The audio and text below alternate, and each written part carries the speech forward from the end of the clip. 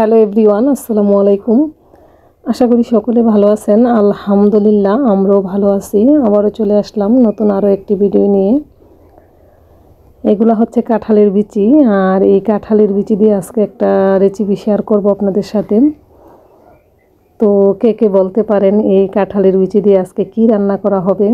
অনেকেই হয়তো খেয়েছেন বা অনেকেই আজকে প্রথম হয়তো দেখবেন। তো আমি গ্যারান্টি দিয়ে বলতে পারি, যারা এই রেসিপিটা একবার তৈরি করে খাবেন, অবশ্যই আপনারা দ্বিতীয়বার তৈরি করবেন। মানে এতটাই খেতে সুস্বাদু হয়। আর এটা বুঝায় এটা কাঁঠালের বিচি দিয়ে তৈরি, একেবারে অসাধারণ হয় খেতে। তো রেসিপিটা সম্পূর্ণ দেখেন কি রান্না করি। এখানে হচ্ছে আমি প্রথমে এই যে কাঁঠালের বিচিগুলো হচ্ছে উপরের যে খোসাটা আছে ওটা ফেলে দিয়ে, আর এই লাল আবরণটা উঠাতে হবে। এই রেসিপিটা আসলে তৈরি করা অনেকটাই কষ্টের, কারণ এগুলা খুব কঠিন উঠানো, অনেকটাই সময় লাগে। তো আমি হচ্ছে এই কাঁঠালের বিচিগুলো খোসাগুলো ছাড়িয়ে এখন হচ্ছে এই যে এগুলো ভিজিয়ে রাখছিলাম অনেকক্ষণ, প্রায় 3-4 ঘন্টার মতো আমি ভিজিয়ে রাখছি। ভিজিয়ে রেখে এখন হচ্ছে দুপুরবেলা। তো এখন হচ্ছে আমি এই যে বিচিগুলোর উপরের যে লাল লাল খোসাটা থাকে এটা আবার উঠাতে হবে।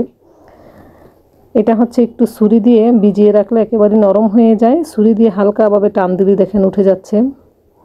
আর কিছু কিছু হচ্ছে একটু উঠাইতে সমস্যা হয়। তো আমার এই যে সবগুলা খোসা এখন আমি ছাড়িয়ে নিয়ে তারপর হচ্ছে এটা সিদ্ধ করব।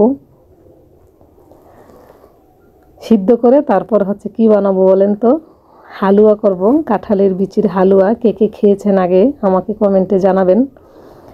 আমি হচ্ছে প্রত্যেক বছরই এটা ট্রাই করি বানানোর। আমার কাছে আমার পরিবারের সবাই খুব পছন্দ করে এটা। আপনার বোঝার কোনো উপায় নাই যে এটা কাঁঠালের বিচি দিয়ে তৈরি। খুবই টেস্ট হয়েছে খেতে। তো রেসিপিটা দেখতে থাকেন।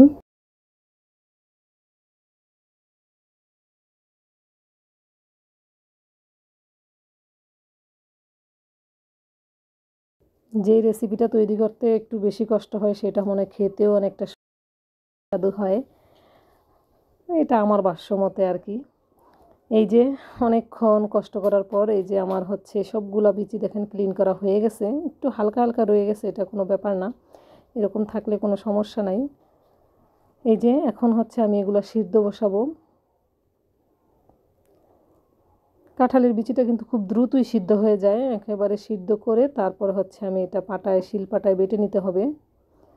তারপর হচ্ছে আপনারা যেভাবে হালুয়াটা তৈরি করেন সেম একই প্রসেসে তৈরি করলেই হয়ে যাবে।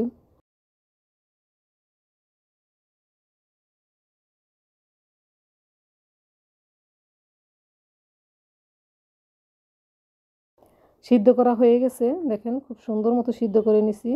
এখন হচ্ছে এটা হচ্ছে বেটে নিতে হবে। শিলপাটা একেবারে মিহিন করে বাটতে হবে যাতে একটু আস্ত আস্ত না থাকে। তো আমি বেটে নিচ্ছি।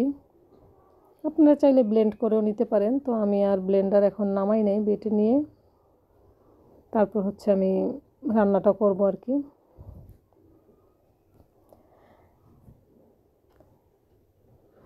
কাঁঠালের বিচি কে কে পছন্দ করেন খেতে কমেন্টে জানাবেন। আমার কিন্তু খুব পছন্দ। কাঁঠাল পছন্দ না, কিন্তু কাঁঠালের বিচিটা হচ্ছে আমার পছন্দ।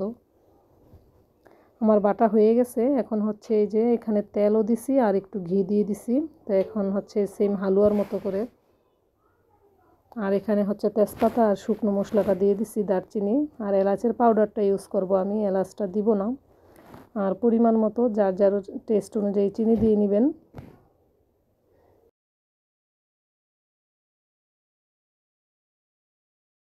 চিনিটাকে ভালো করে মিশানোর পর এটা একেবারে আঠা আঠা হয়ে যাবে, কিন্তু কোনো চিন্তার কোনো কারণ নেই। কারণ চিনিটার থেকে যখন পানি ছাড়বে তখন হচ্ছে এই ব্যাটারটা একেবারে আঠালো টাইপের হয়ে যায়। অনেকক্ষণ সময় নিয়ে আমি এটাকে ভাজা ভাজা করছি আর কি। হালুয়াটা যত ভাজবেন ততই কিন্তু টেস্ট হবে, না হলে কাঁচা কাঁচা গন্ধ হয়ে রয়ে যাবে। আমি সম্পূর্ণ ভিডিওটা অ্যাড করি নাই, একটু পরপর আর কি ভিডিওটা করছি। এতক্ষণ পর্যন্ত আমি হচ্ছে এটা সুন্দর করে একেবারে লাল লাল করে দেখেন ভেজে নিছি। আর এখন হচ্ছে এই শুকনো যে মশলাগুলো দিছিলাম ওটা হচ্ছে এখন আর প্রয়োজন নেই। আমি হচ্ছে সব সময় এগুলো পরে উঠাই ফেলি, কারণ এটার যা সেন্ট যাওয়ার তা কাজ হয়ে গেছে। তো এখন হচ্ছে এই যে ভাজা ভাজা হয়ে গেছে। আর যখন আপনি বুঝবেন কিভাবে যে হালুয়াটা হয়ে গেছে, যখন হচ্ছে হালুয়াটা তেলটা ছেড়ে দিবে তখন বুঝতেই পারবেন যে এটা হয়ে গেছে। তো খুব সুন্দর করে ভাজা ভাজা করে তারপর হচ্ছে আমি এটা এই যে নামিয়ে নিয়েছি। এই যে একটা ডিশের মধ্যে হচ্ছে আমি এটা খুব সুন্দর করে এই যে চেপে চেপে দিতে হবে গরম গরম থাকা অবস্থায়, না হলে আবার এটা অ্যাডজাস্ট হবে না।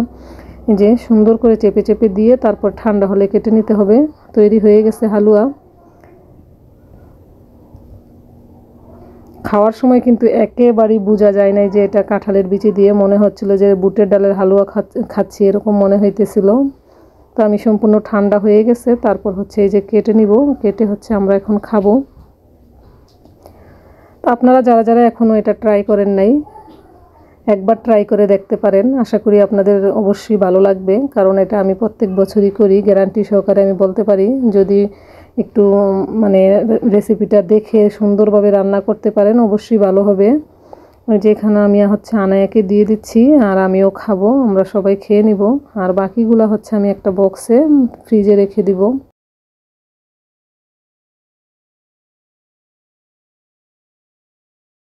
ভিডিওটা ভালো লাগলে প্লিজ আমার পেজটার সাথে থেকে যাবেন আর লাইক ফলো করে দিবেন, কমেন্টে জানাবেন কেমন লাগলো।